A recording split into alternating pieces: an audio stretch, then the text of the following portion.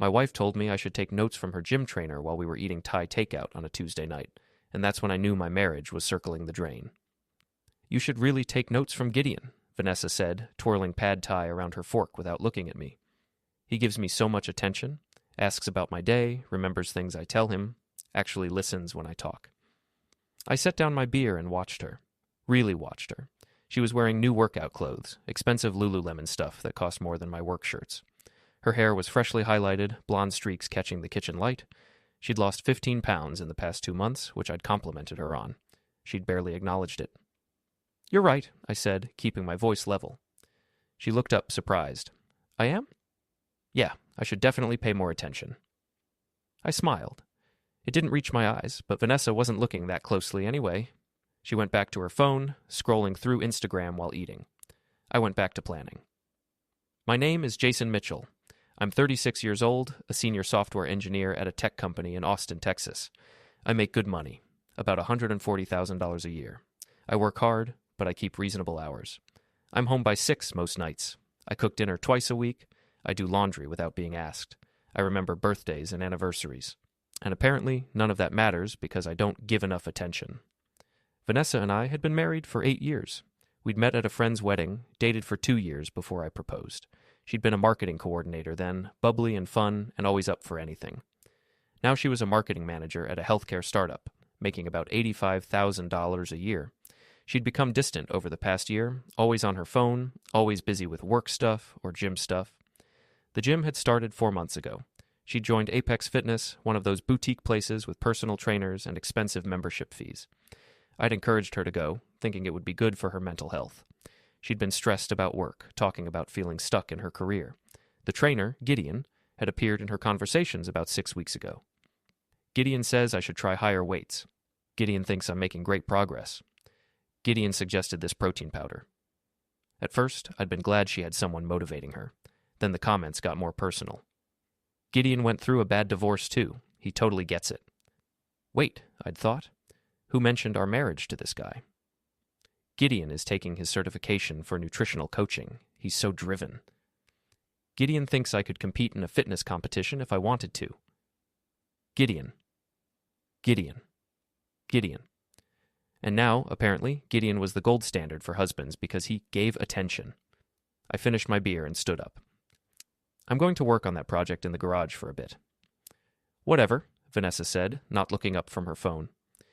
In the garage, I pulled out my laptop and started doing research. Because I'm a software engineer. Research is what I do. Problem solving is my job. And Vanessa had just become a problem that needed solving.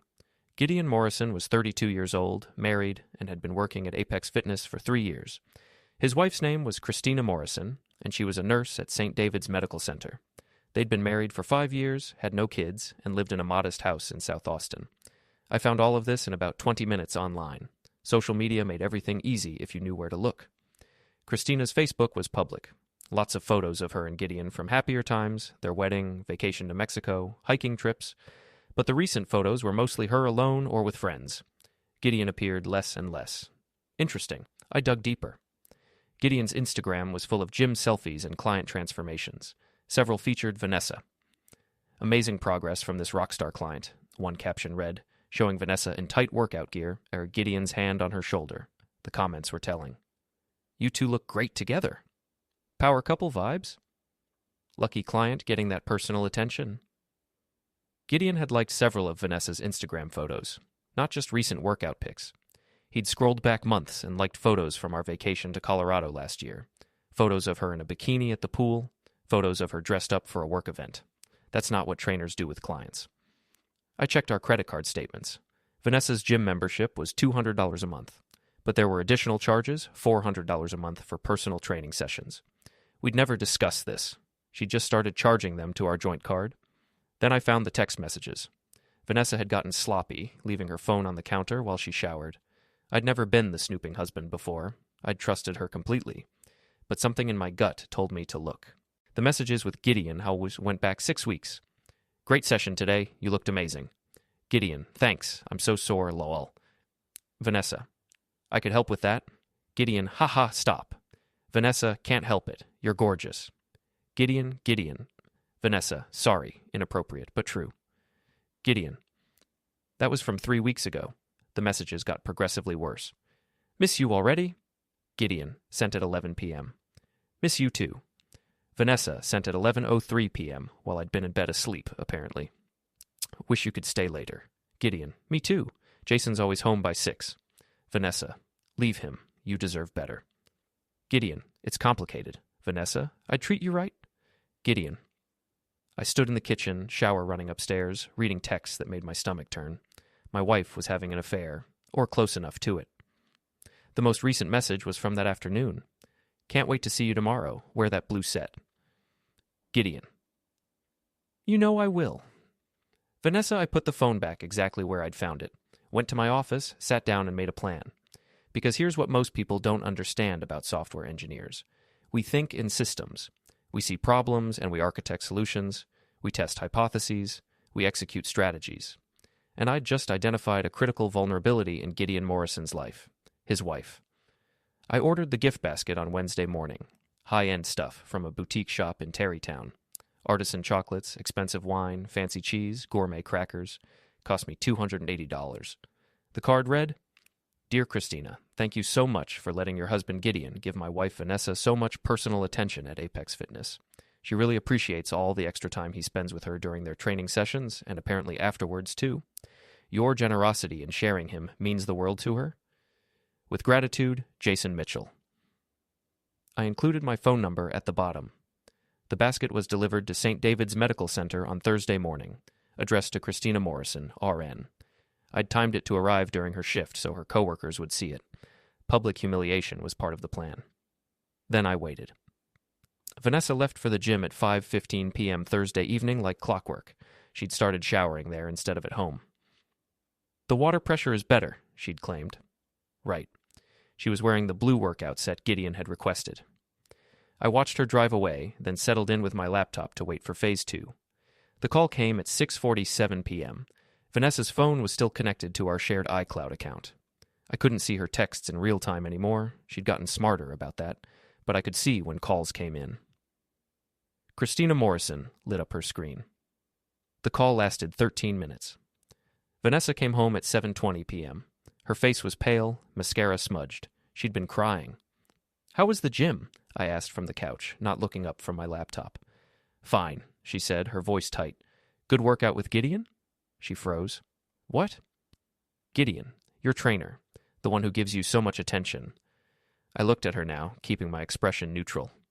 Did he give you lots of attention today? Jason, because I've been thinking about what you said, about taking notes, and you're absolutely right. I should pay more attention to the details. What did you do?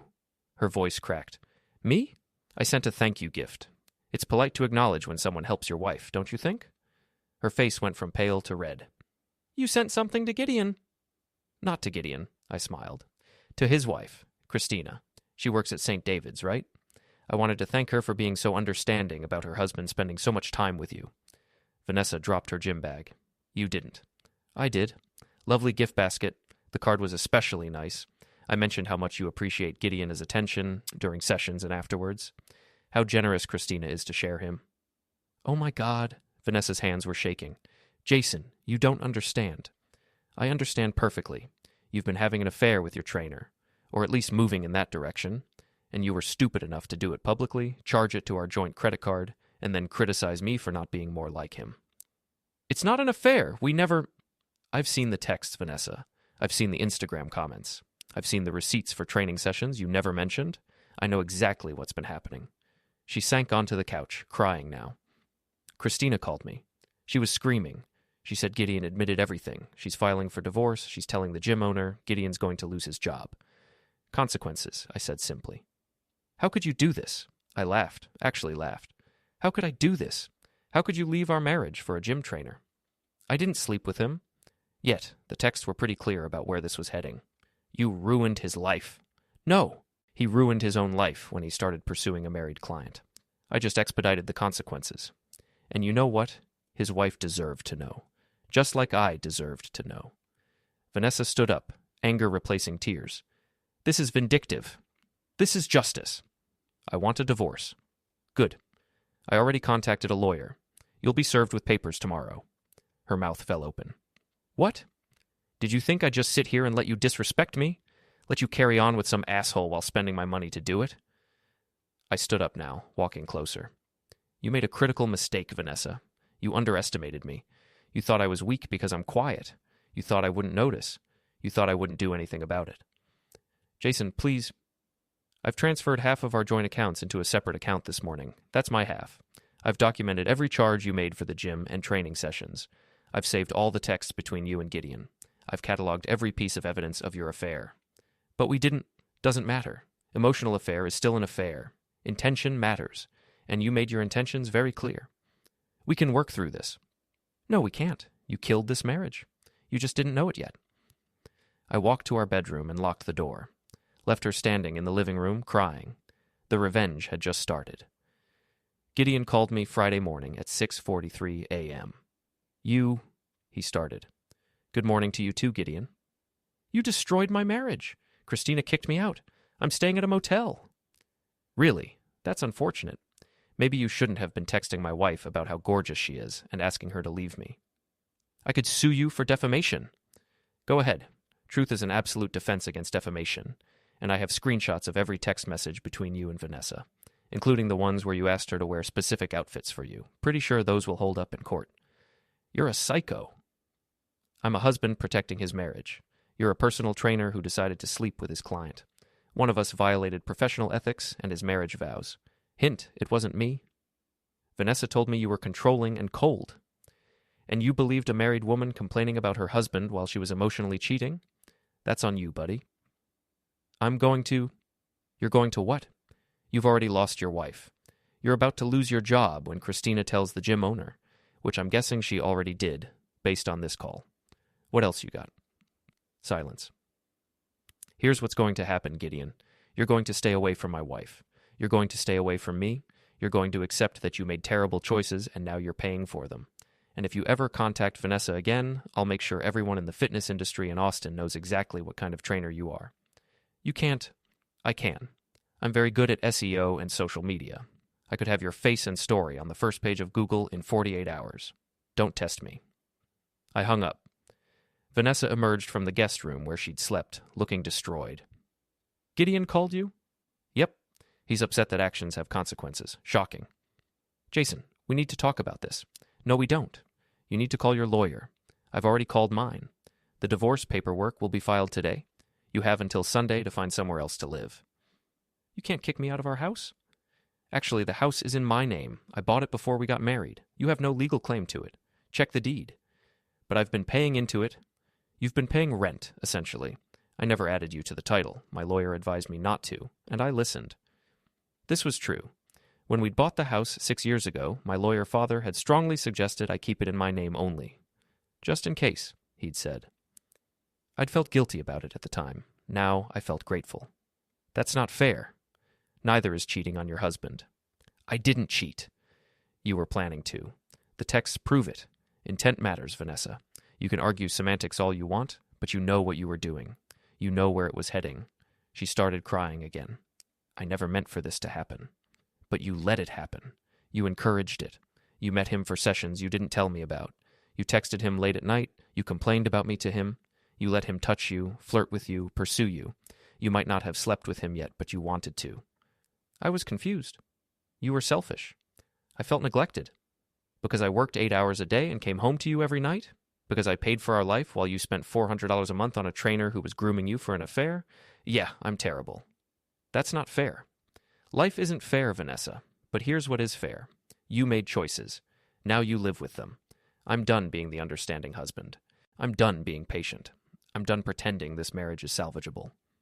Where am I supposed to go? I don't care. Call your parents. Call a friend. Get a hotel. Not my problem anymore. I left for work while she was still crying. The divorce papers were served to Vanessa at her office Friday afternoon. I'd specifically requested they be delivered at work. Public humiliation, remember? She called me 17 times. I ignored them all. She texted, "Please call me. We need to talk about this." I didn't respond. At 6 p.m., my lawyer Gerald Stevens called. "She's freaking out," Gerald said.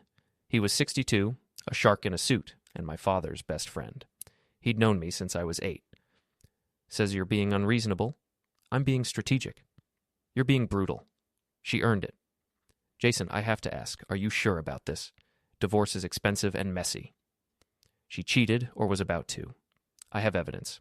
Texas is a no-fault state, but judges still consider adultery and property division. She's not getting half of anything.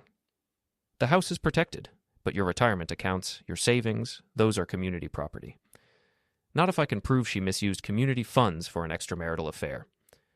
The gym charges? $400 a month for 4 months. That's $1,600 she spent on sessions with a man she was romantically interested in. She used our joint credit card. That's misappropriation of community funds. Gerald whistled. That's creative. That's accurate. I'll build the case. But Jason, she's going to fight this. She's already called 3 times demanding to negotiate. Let her fight. I've got evidence. She's got excuses. Where's she going to live? Not my problem. She's claiming she has nowhere to go. She's a grown woman with a job and credit cards. She'll figure it out. You're really done with her. She was done with me the moment she started texting Gideon. I'm just making it official. After Gerald hung up, I sat in my office and felt nothing. No sadness, no regret. Just cold, calculated satisfaction.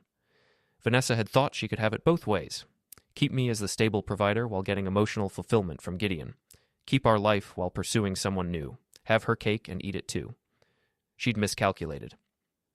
The doorbell rang at 8 p.m. I checked the camera. Vanessa's mother, Patricia. Great. I opened the door. Patricia was 59, elegant, and had never really liked me. The feeling was mutual. How could you do this to my daughter? She started immediately. Hello, Patricia. Come in. Don't you hello, Patricia me. Vanessa is devastated. She's at our house crying her eyes out. I'm sorry to hear that. Sorry? You kicked her out? You're divorcing her. Over what, some misunderstanding? No, over her affair with her personal trainer. Patricia's face tightened. She says nothing happened. Nothing physical. Yet.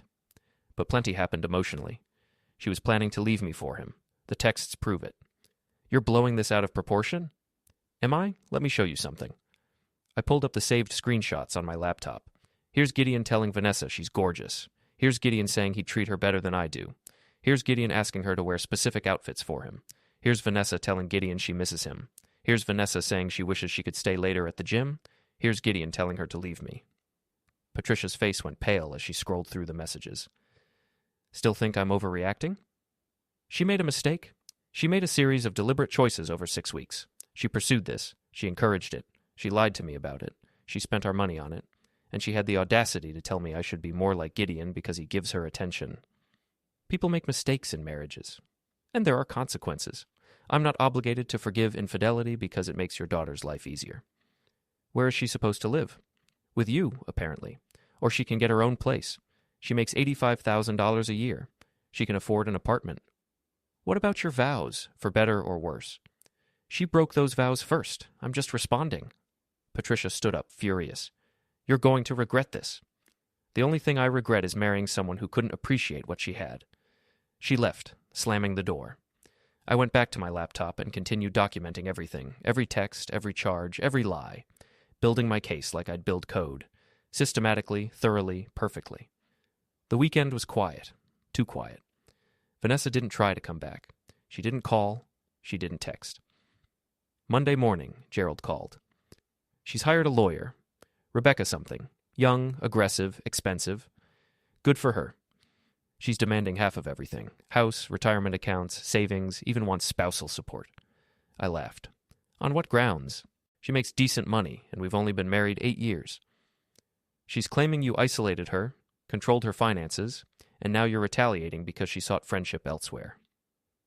Friendship. That's what we're calling it? That's what her lawyer is calling it. Says Gideon was a friend who provided emotional support during a difficult time in your marriage. Show her the texts. I did. She's claiming they're taken out of context. The context is my wife having an affair. She's going to argue emotional neglect on your part pushed her to seek companionship elsewhere. Let her argue it. I've got bank statements showing I paid for everything. Mortgage, utilities, groceries, cars, insurance. She spent her money on herself. Clothes, spa days, gym memberships, and her affair partner. I've got 8 years of financial records.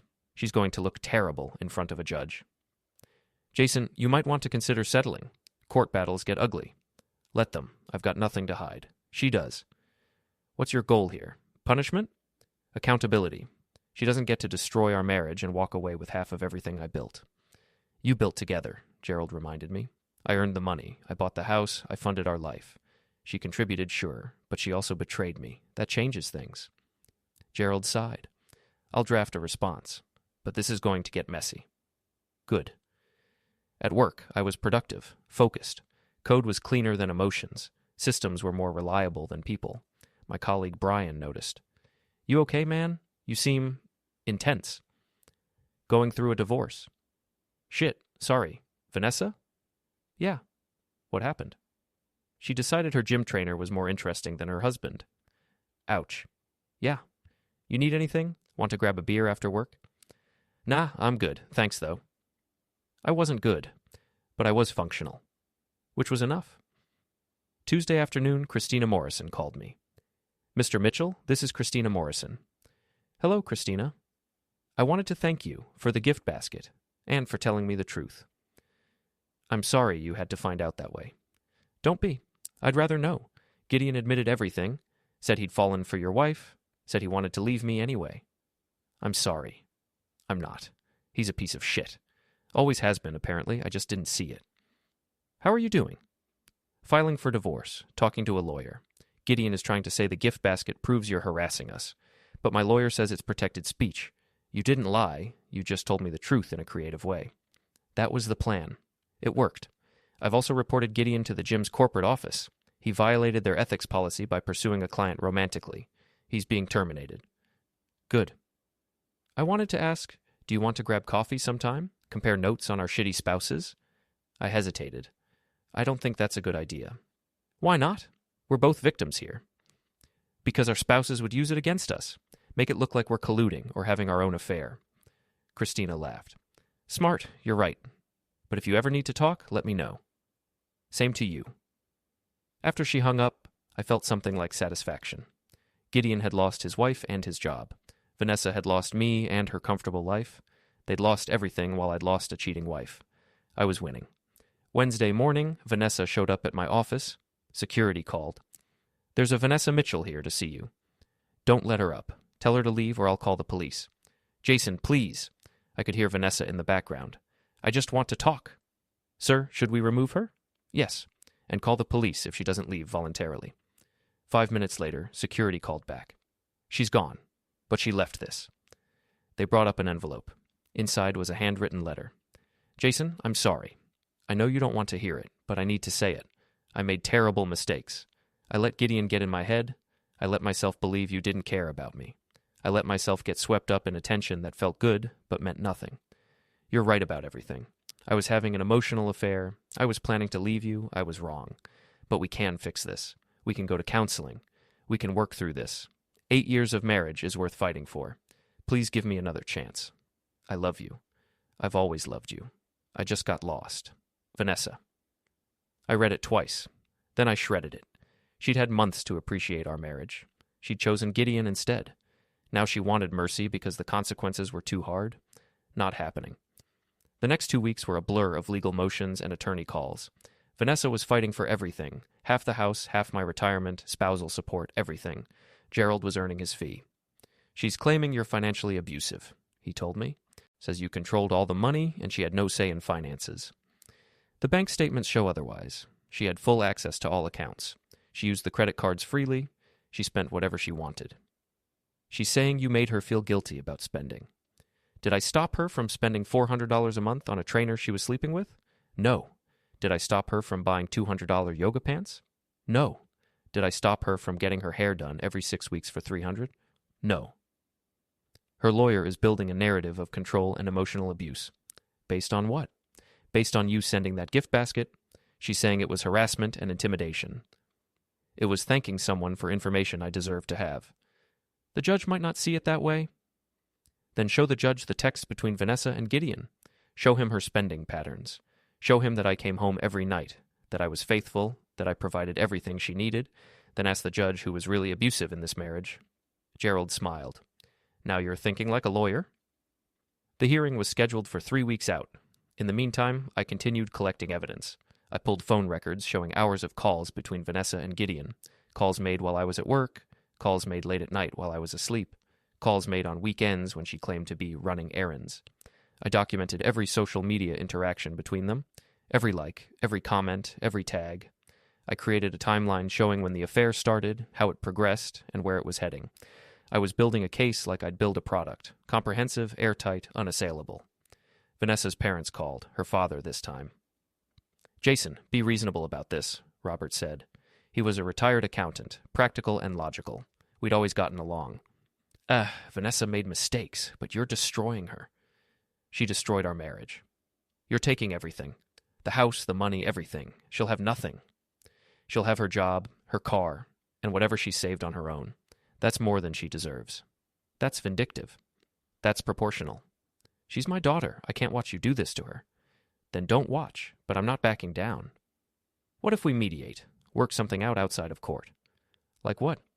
"You keep the house. Give her something from the retirement accounts. No spousal support. Clean break." "How much from retirement?" 20%? I thought about it. 20% of my retirement was about $45,000. It would hurt, but it would end this faster. 30% of retirement accounts, but she signs a non-disparagement clause. She doesn't talk about me publicly, doesn't trash me on social media, doesn't tell people I was abusive or controlling. She admits the affair, apologizes formally, and we're done. She won't admit to an affair. Then we go to court, and I show the judge all the evidence. Every text, every call, every charge. I'll bury her in evidence of infidelity and watch her get nothing. Silence. Then, I'll talk to her. You have 48 hours. 2 days later, Vanessa agreed. We met at Gerald's office with both lawyers present. Vanessa looked terrible. Weight loss, dark circles, trembling hands. Part of me felt bad. Most of me felt satisfied. "The agreement is as follows," Gerald read. "Mr. Mitchell retains the house, his vehicle, and all household items. Mrs. Mitchell retains her vehicle and personal belongings. Mr. Mitchell will transfer 30% of retirement account balances to Mrs. Mitchell, approximately $45,000. Mrs. Mitchell receives no spousal support. All debts are divided proportionally to income. Both parties agree to a non-disparagement clause. No negative public statements about the other. Mrs. Mitchell acknowledges the marriage ended due to her emotional affair with Gideon Morrison. Both parties waive all future claims against each other." "I'm not signing that I had an affair," Vanessa said. "Then we go to trial," I said, "and I show the judge everything. Every text where Gideon called you gorgeous. Every text where you said you missed him. Every text where you complained about me. Every text where he asked you to leave me. Every text where you said you'd think about it. All of it." Her lawyer whispered something to her. "Fine," Vanessa said, her voice breaking. "I'll sign." The papers were signed. The marriage was over. We stood up to leave. Vanessa grabbed my arm. "Was I really that terrible?" she asked. "That you had to destroy me?" "You weren't terrible. You were disloyal. And yes, I had to make sure you understood the consequences. I lost everything. You threw away everything. I just made sure you couldn't take anything else from me. I hope you're happy." "I'm not happy, but I'm free. That's better." She left crying. I left satisfied. 3 months after the divorce was finalized, I ran into Gideon at a grocery store. He looked worse than Vanessa had. Thinner, unshaven, tired. "Jason," he said when he saw me. "Gideon, I wanted to apologize. For everything. I was wrong. I shouldn't have pursued Vanessa. I shouldn't have tried to break up your marriage." "No, you shouldn't have. I lost everything because of it. My wife, my job, my reputation. I can't get hired anywhere in Austin. Everyone knows what I did." "That's unfortunate." "You destroyed my life." "No, you destroyed your life. I just documented it." "Over what? Some texts? We never even slept together." "Intent matters. You intended to. You pursued her. You manipulated her. You violated professional ethics. You deserve everything that happened." "I'm about to lose my house. Christina's taking everything in the divorce." "Good for her." "You're a vindictive bastard." "I'm a husband who protected himself. You're a predator who got caught. We're not the same." "I hope karma comes for you." "Karma already came. It came for you. That's how karma works." I walked away, bought my groceries, went home to my empty house. The house was quiet now. Lonely sometimes, but peaceful. I dated a little. Nothing serious. Mostly I worked on myself, therapy, gym, hobbies I'd neglected during my marriage. 6 months after the divorce, I got an email from Vanessa. Jason, I'm writing to you because my therapist suggested it. She says I need closure. I understand now what I did. I understand how I destroyed something good because I was insecure and stupid and selfish. I understand that I hurt you in ways that can't be fixed. I'm not asking for forgiveness. I don't deserve it. But I want you to know that I understand what I lost. And I'm sorry. You were a good husband. I was a bad wife. That's the truth. And I'll live with that truth for the rest of my life. I hope you find someone who appreciates you. Someone who sees what I couldn't see. Someone who deserves you, Vanessa. I read it once. Then I archived it without responding. She wanted closure. She didn't deserve it. A year after the divorce, I met someone, Rachel. She was a teacher, kind and genuine, and nothing like Vanessa. We took things slow. She didn't play games. She communicated. She appreciated me. One night she asked about my divorce. It was ugly, I said. What happened? She cheated, emotionally at least. I found out and ended it. That must have been hard. It was necessary. Do you regret how you handled it? I thought about the gift basket, the public humiliation, the scorched earth divorce. No, I said honestly. She made choices. I made her live with them. That's fair. What if she'd apologized earlier? What if she'd fought for the marriage? She didn't. She fought for Gideon. Then when Gideon fell through, she wanted me back as a safety net. That's not love. That's convenience. You're not wrong. I know. Rachel squeezed my hand. I'm glad you protected yourself. I'm glad you knew your worth. That's when I knew I'd won. Not because I'd destroyed Vanessa or Gideon, but because I'd protected myself. I'd refused to be a doormat. I'd demanded respect, and when I didn't get it, I walked away. That was the real revenge. Not the gift basket or the divorce or the public humiliation. The real revenge was building a better life without her. 2 years after the divorce, I heard through mutual friends that Vanessa was engaged. Some guys she'd met at work. They were planning a wedding. I felt nothing. No jealousy, no anger, no regret, just indifference. That's when I knew I was completely over her. The final encounter happened 3 years after the divorce. It wasn't planned, of course. Life rarely gives you that kind of symmetry on purpose. I was sitting across from Rachel at a small Italian restaurant downtown, the kind with candles and old wine bottles and a pianist who knew how to stay in the background. It was our 1-year anniversary. We just ordered dessert. She was laughing, that kind of full-bodied laugh that comes from comfort, not performance. That's when I saw her. Vanessa. She walked in, wearing a pale blue dress, her arm hooked around the elbow of a man who looked like he'd been assembled out of stability and protein shakes. Her fiancé, apparently. For half a second, I froze, not out of longing, but surprise. Then, just as quickly, the emotion passed. I turned my attention back to Rachel, but Vanessa saw me, and she stopped. I watched her expression flicker through recognition, disbelief, and something like guilt. Then she walked over. Jason, she said. Hi. I stood because Rachel deserved that courtesy. Vanessa, this is my girlfriend, Rachel. Rachel, this is Vanessa, my ex-wife. Rachel smiled politely. Nice to meet you. You too, Vanessa said, her voice too light to be natural. Then she looked at me. You look good. Happy. I am. This is my fiancé, Travis. Travis extended his hand. Firm shake, blank smile, generic confidence. Congratulations, I said. Thanks. We're getting married next month. I nodded. I hope it works out better than ours did. She winced like the words had claws. Jason, I'm not being cruel, I said evenly. I genuinely hope you learned something from it. I did, she said. I go to therapy now. I've changed. Good for you. Do you ever think about us? About what we had? Rachel's fingers tightened around mine under the table. Sometimes, I said honestly. Mostly when I remember how much better my life is now. That's harsh. No, I said quietly. That's honest. You wanted the truth? There it is. She tried to smile, but it didn't hold. We had good times, though. We did, I agreed. Until you destroyed them for a gym trainer and some excitement, I moved on. That's life. Travis cleared his throat. Maybe we should go, Vanessa. She hesitated, looking at me like she wanted me to say something that would rewrite the past. It was good seeing you, Jason. Goodbye, Vanessa. She walked away, her hand in Travis's, her shoulders too stiff to be truly relaxed. Rachel watched her go, then looked at me. You okay? Perfect, I said. She still has feelings for you, she observed. Probably, but that's her problem now. Rachel studied me for a moment. Do you have feelings for her? I smiled.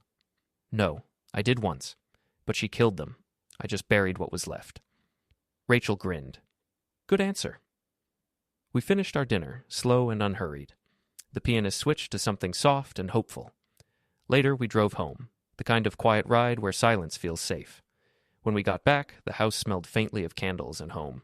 We made love, not out of habit, not out of desperation, but out of connection, out of peace.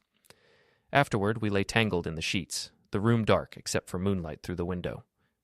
Tell me about the gift basket, Rachel said suddenly. I laughed. What? The famous gift basket. The one you sent to the trainer's wife. You've never told me the full story. So I did. All of it. The message, the betrayal, the precision of my revenge, how she thought she'd humiliate me, and how I turned her arrogance into her undoing. When I finished, Rachel was silent for a long moment. Then she said, That's the most brilliantly petty thing I've ever heard. Too much? I asked. She smiled against my chest. No. Perfect. She thought she had all the power. You just reminded her who she was dealing with. Does that bother you? Not at all. I think people forget that consequences exist. You didn't destroy her. You exposed her. That's when I knew I'd found the right person. Someone who understood that forgiveness and weakness weren't the same thing. That walking away doesn't always mean staying quiet. That sometimes peace comes only after the fire. 3 years after the divorce, my life looked nothing like the one I'd left behind. I was making more money than ever, running my own business, living in a house that finally felt like home, not because of its size, but because of who was in it. Rachel wasn't perfect, but she was real. Kind without being naive. Strong without being hard. Vanessa, I heard, did get married to Travis. I hoped it lasted, not out of goodwill, but closure. Gideon, her gym trainer, was managing a small chain in Dallas. Divorced, bitter, predictable. Christina, the trainer's ex-wife, remarried, had twins, and by all accounts was happy. Everyone had moved on. But I had moved on better.